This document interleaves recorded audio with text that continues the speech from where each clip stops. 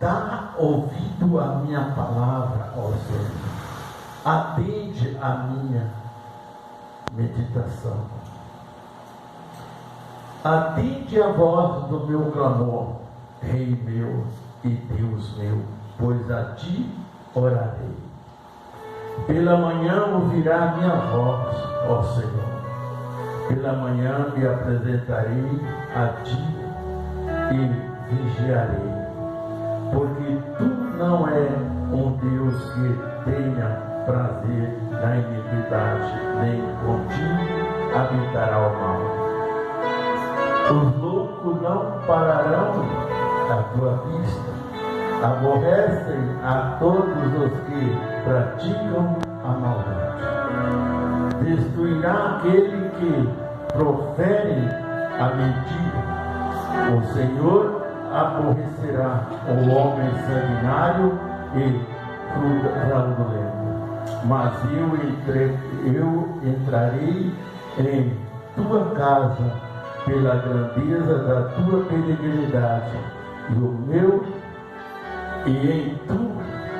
em teu temor me inclino para o teu santo templo. Senhor, guia-me na tua justiça por causa dos meus inimigos. Aplana diante de mim e o teu caminho, porque não há retidão na boca deles. O seu íntimo são verdadeiramente maldade. A sua grandeza é um sepulcro aberto. A sua garganta é um sepulcro aberto. Lisonjam com a sua língua. Declara-os culpados, ó Deus. Caiam por seus próprios conselhos, lança-os fora por causa da multidão dos suas transgressões, pois se revoltaram contra ti. Mas alegrem-se todos os que confiam em ti, exalta eternamente, porque tu, ó, defendes, e em ti se glorie os que amam o teu nome. Pois tu, Senhor, abençoará ao justo, circundá-lo da tua benevolência como de um escudo. Glorioso Deus eterno Pai. Aqui nós vemos, irmão, o salmista Davi falando de algo especial, dando glória a Deus por tudo. O título de Deus aborrece o ímpio e abençoa o justo. Quando ele diz aqui, dai ouvido à minha palavra, ó Senhor, atende à minha meditação.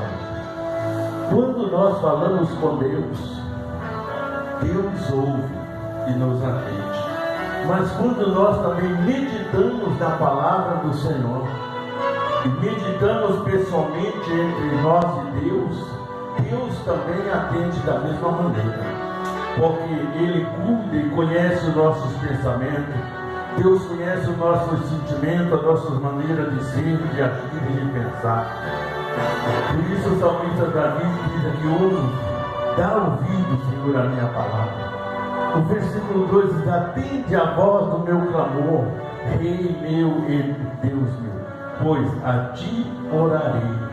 Tem tanta gente pedindo coisas para quem não tem nada a ver, mas e às vezes falam tanta besteira, aprendem tanta coisa errada e para com Deus não querem fazer nada. O versículo 4 mostra a maneira de como a gente se aproximar de Deus e chegar pertinho de Deus. Olha bem, pela manhã ouvirá minha voz, ó Senhor. Pela manhã me apresentarei a ti e vigiarei. Quando nós falamos com Deus, Deus está presente em nós. Quando nós levantamos pela manhã, a primeira coisa que você tem que fazer é falar com Deus, se colocar na presença de Deus. para que o seu dia seja um dia abençoado, os seus caminhos sejam planados pelo poder, pela palavra e pelo amor do nosso Senhor Jesus. Porque de outra maneira, irmão, às vezes a pessoa chega no serviço tribuloso, tudo complicado, nada dá certo, tudo que ele faz dá errado, mas ele não levantou de manhã e colocou a vida dele na presença de Deus. Porque aí Deus vai caminhar com você por onde você for. E aí diz, vigiarei. Uma das coisas muito importantes é vigiar. Não adianta nada você orar muito e não vigiar. A vigilância, ela traz a segurança daquilo que você precisa receber de Deus. O versículo 4 diz, porque tu não és um Deus que tenha prazer na iniquidade, nem contigo habita o mal. Então você vê, Deus não quer ver nosso sofrimento, Deus não quer ver nós de forma difícil. A iniquidade que nós praticamos nos distancia de Deus. Lá no livro de Isaías, no capítulo 59, a Bíblia diz que as nossas iniquidades nos afastam de Deus. Então nós temos que ter muito cuidado, porque Deus é um Deus zeloso. Se nós às vezes se chateamos com alguma coisa, quando alguém nos desfaz de nós, nos distrata, agora você imagina Deus. Só que às vezes o homem esquece que todo o poder, todo o nosso deitar, o nosso levantar, o nosso respirar depende de Deus. Se Deus não estiver cuidando de nós estamos totalmente acabados. Mas quando você entra na presença de Deus, você entrega tudo que você tem a Deus. Às vezes a pessoa, não, mas Deus não é que você está doando aquilo, mas você está entregando a sua vida, o seu trabalho, as suas finanças, tudo para que Deus administre com poder, com força e dá proteção para que o inimigo não venha trazer alguma armadilha e tire você da presença do Senhor. O versículo 5 ele diz, fala a respeito dos ímpios. Ele diz o quê? Os loucos não pararão à tua vista, aborrece a todos os que praticam a maldade. Olha bem, Deus não ama a maldade, mas Deus ama o pecador, irmão. Deus não ama o pecado, mas Deus ama o pecador. Mas a maldade que nós fazemos, ela nos distancia do Senhor. Jesus disse, por se multiplicar a iniquidade, o amor de muitos desviarão. Agora, os loucos, quer dizer, os ímpios, não pararão à tua vista, porque não conseguem permanecer na presença do Senhor. O versículo 6 ele diz, destruirá aqueles que proferem a mentira. O Senhor aborrecerá o homem sanguinário e fraudulento. Quantas vezes nós vemos até pessoas que se dizem cristãos dessa forma, sanguinário, fraudulento, vive mentindo, Deus aborrece com essas coisas e Deus não traz nenhum respaldo a essas pessoas que agem dessa forma. Como que eu vou receber de Deus a bênção se eu não estou de acordo com aquilo que o meu coração não está de acordo com o que Deus quer? Para Deus me abençoar, eu tenho que fazer a vontade de Deus. De outra maneira, não tem como. Se Deus não se alegrar comigo, mesmo eu sendo falho, cheio de defeitos, mas eu tenho que ter temor, eu tenho que ter um amor por Deus, eu tenho que saber que eu não posso fraudar ninguém, eu não posso mentir, eu não posso fazer muitas coisas que torna para mim maldade para mim mesmo. Porque às vezes você acha que você está fraudando aquela pessoa, você está tirando de alguém. Não, mas você está perdendo mais do que aquele que você está levando. Porque aquilo que você tirou de alguém, ele pode recuperar. Mas a sua bênção que vem de Deus, a bênção do fraudulento não existe para ele. Então ele nunca alcançará. E aquilo que ele tirou acaba. E a bênção que Deus dá não acaba nunca. O versículo 7. Mas eu entrarei em tua casa pela grandeza da tua benignidade, e em tudo, em teu temor, me inclinarei para o teu santo templo. Às vezes as pessoas deixam de buscar a Deus, deixam de se inclinar a Deus. Tem pessoas, irmão, que às vezes ele só ora se ele estiver na igreja. Se ele não estiver na igreja, ele não ora. E tem muitos que não oram nem em casa, nem fora da igreja e nem dentro dela. Nós já cansamos de fazer reuniões aqui e a gente vê pessoas que às vezes todo mundo ora, mas a pessoa fica parada, parece um toco no meio dos outros, né? Parece um pedaço de pau parado ali, não abre a boca para nada. Então, nem dentro da igreja ora, você imagina fora. E às vezes fala, mas eu fiz campanha e Deus não me abençoou. Mas você não clamou, você não pediu, você não orou, você não abriu a sua boca, né? Você não fez nada para que agradasse a Deus.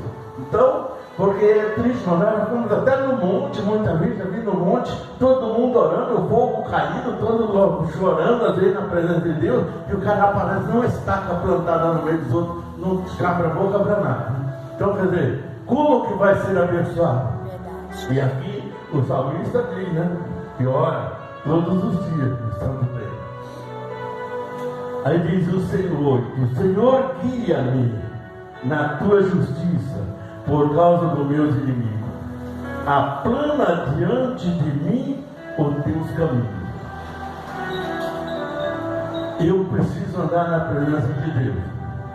Para mim andar na presença de Deus, para Deus abençoar o meu ir, o meu vir, o meu mover, o meu ser, eu tenho que estar na presença dele. Agora, como que eu vou entrar na presença de Deus se eu não clamar a Deus para isso? Se eu não buscar Ele todos os dias? Mas não tem como, né? Para Deus planear, para Deus fazer justiça na minha causa, eu tenho que estar de acordo com aquilo que Deus quer de mim. Às vezes, você já perguntou assim, Senhor, o que o Senhor quer de mim? Quem já perguntou isso? Né? Eu pergunto todo dia, Senhor, o que o Senhor quer de mim hoje? Né? Para Deus me orientar, Deus guiar meus passos, meus caminhos, né? Para que Deus possa estar comigo, porque mesmo você buscando a Deus, o inimigo te cerca e muitas vezes te tira você do céu. Mas se você estiver com Jesus, às vezes você pode passar por aflição, por alguma coisa assim, mas Deus está sempre dando o livramento e te abençoando. O versículo 9 diz, porque não há retidão na boca deles, e os seus íntimos são verdadeira maldade. A pessoa fora do plano de Deus, ele não tem nada de bom dentro do coração. Tudo que aparece dentro dele é maldade. E a sua grandeza é o sepulcro aberto. Aliás, a sua garganta é um sepulcro aberto, lisonjeiam com a sua língua. Conta vantagem, conta mentira, conta tudo e acha que aquilo ali é uma grandeza. E não é, simplesmente é uma aberração para Deus. Declara os culpados, ó Deus, caiam por seus próprios conselhos, lança-os fora por causa da multidão de suas transgressões, pois se revoltam contra ti. Toda pessoa que às vezes ele começa a buscar a Deus e ele sai da presença de Deus, parte para outras visões, parte para outras coisas, ele se apega com as forças do mal e depois traz para dentro da casa dele o que ele tira no lugar que era de Jesus. Ele coloca um tranca-rua qualquer, coloca um capeta qualquer para dirigir os passos dele. Isso aí acontece muito na vida de muitas pessoas que abandonam a casa de Deus, abandonam a Deus, tornam-se servos, escravos de Satanás. A princípio parece tudo maravilha, a princípio parece uma coisa.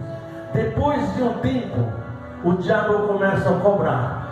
Eu digo isso com experiência vivida. Eu fui bruxo, vivi 19 anos servindo a Satanás, conversando com ele cara a cara, fazia o que eu queria. Mas hoje eu sei como que ele age e sei como me defender dele. Então, e assim mesmo, muitas vezes a alma oscilada contra você. Então você tem que ter cuidado. Se você entrou na casa de Deus, recebeu a bênção de Deus, permaneça. Não saia da presença de Deus, para que Deus possa te ajudar na sua caminhada. O versículo 10 diz: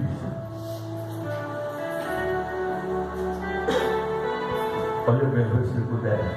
Declara culpado, ó Deus, caiam por seus próprios conselhos, lança-os fora por causa da multidão de suas transgressões, pois se revoltam contra ti. Mas alegrem-se, olha bem o que Deus diz, mas alegrem-se todos os que confiam em ti, exalta eternamente, porque tu os defende e em ti se gloriem os que amam o teu nome.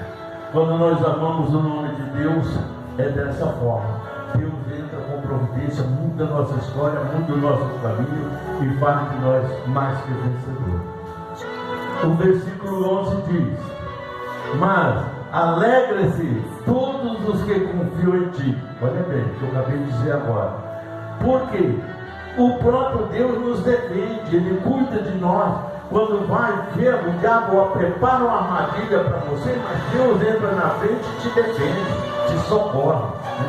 Muda a história. O versículo 12 diz: pois tu, Senhor, abençoarás o justo, circundando-a da tua benevolência como de um escudo. Quer dizer, Deus te cerca, Deus te guarda, Deus cuida de você, e tudo que você colocar na mão, Deus vai prosperar. Deus vai te cuidar como? Você vê lá no Salmo 91, o salmista diz que praga nenhuma chegará à sua casa, né? Ele diz: 1000 cairão ao seu lado, 10.000 à sua direita, mas tu não serás atingido. Por quê? Porque você andou, você está na presença de Deus. No primeiro versículo ele diz: aquele que habita no esconderijo do Altíssimo, a sombra do Onipotente descansará. Então aí Deus começa já a cuidar de você, desde a hora que você deita até a hora que você vai deitar no outro dia novamente. Então, 24 horas por dia Deus está atento sobre nós. Porque se Deus deixar de lado um instante, o inimigo acaba com a gente aqui. Ele vê, o Deus sonda, Deus vê a nossa vida, Deus vê as nossas forças, Deus conhece nossos pensamentos, e Satanás sonda o homem o dia inteiro e todo dia. Ele não tem preguiça de sondar, ele busca uma falha sua, ele busca um momento para você enfraquecer, para ele chegar e te vencer. Então, mesmo que às vezes você se sinta vencido, mas não desanime, porque o Senhor é a tua força, o Senhor é o teu baluarte, Ele é a tua vitória. A nossa vitória está em Jesus, não está em nós.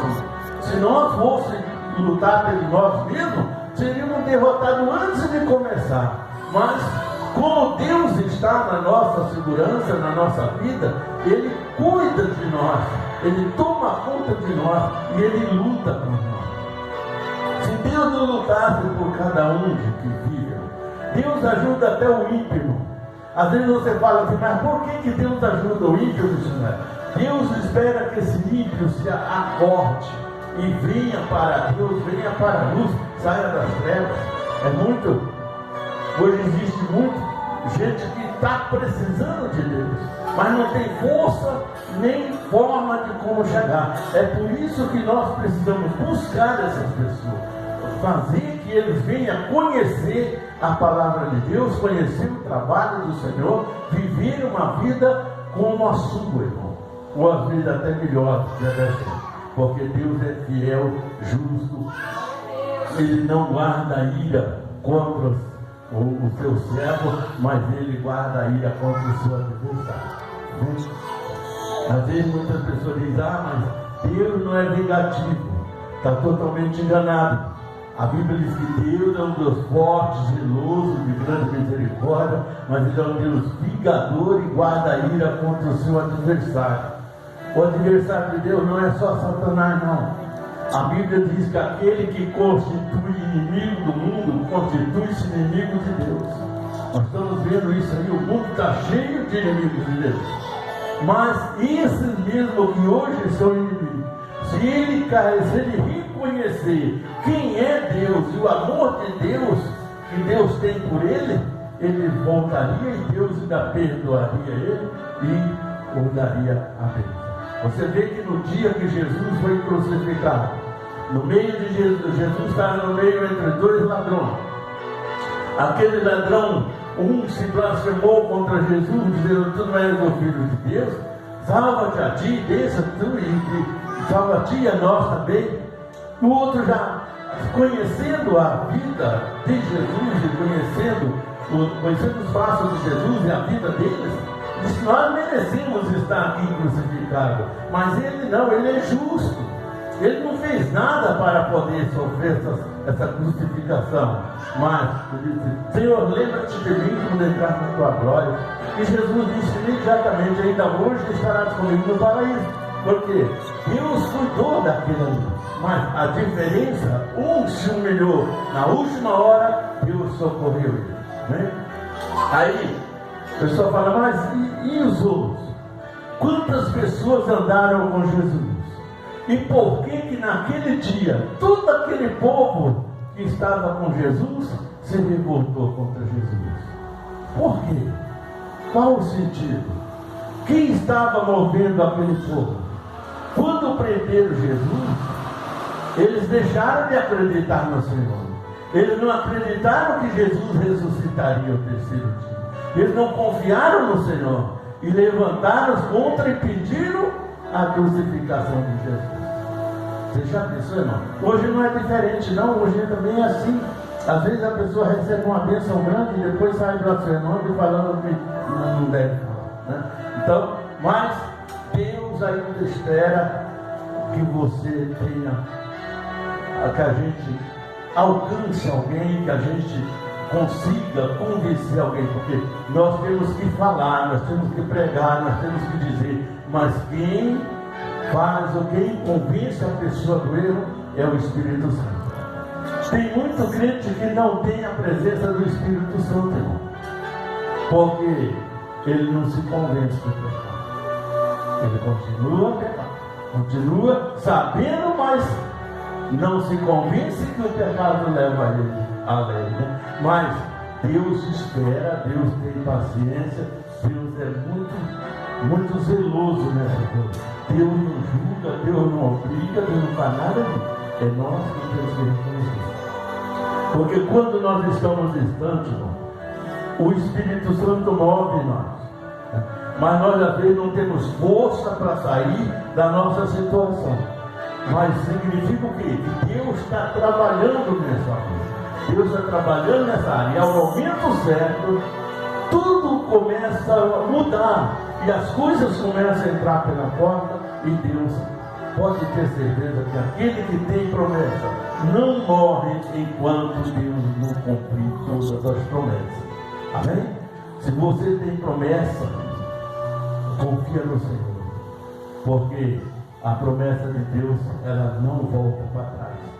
Enquanto não se cumprir, a pessoa vai chegar. Se Deus tem o chamado da salvação para aquela pessoa, ele vai se cumprir as promessas na vida dele. Amém? Amém? Digam graças a Deus. Graças a Deus. Vou estar orando para as pessoas que estão nos assistindo agora. Glorioso Deus eterno Pai, Senhor, Criador dos céus e da terra, abre, Senhor, a janela dos céus e derrama a unção do teu Espírito. Confirma, Senhor, a tua bênção, a tua graça, a tua promessa. Entra, Senhor, com providência e realiza, Senhor, os sonhos, os projetos, os propósitos para todo o teu povo. Urge pela tua glória, em nome do Pai, do Filho e do Espírito Santo. Sejam abençoados em nome de Jesus. Amém? Amém.